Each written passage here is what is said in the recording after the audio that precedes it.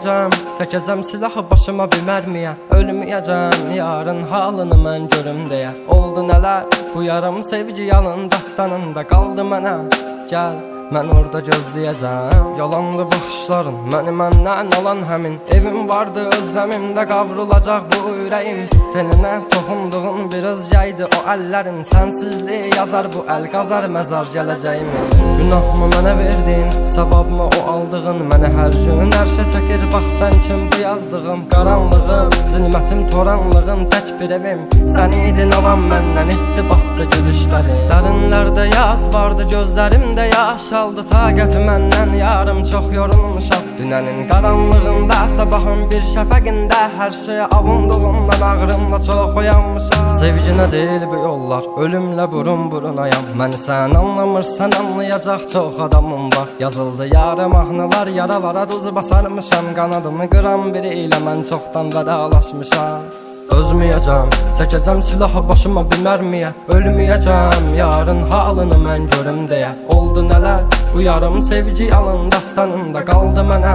Gəl, mən orada gözləyəcəm. Dəli bu könül çalxalanır dərin dəniz boyunca. Üzüntülər hakim edib getmir heç nə yolunda. Sən mənim təsəvvürüm, təxəyyülüm, yarım idin.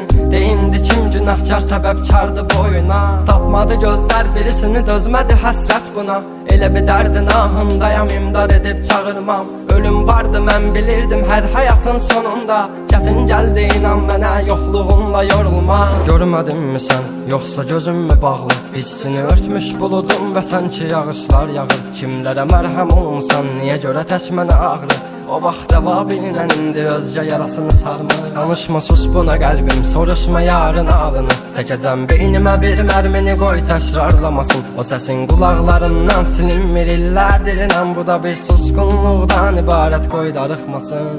Özməyəcəm, çəkəcəm silahı başıma bir mərmiyə. Ölməyəcəm, yarın halını mən görüm deyə. Oldu nələr, bu yarım sevgi yalın dastanında qaldı mənə.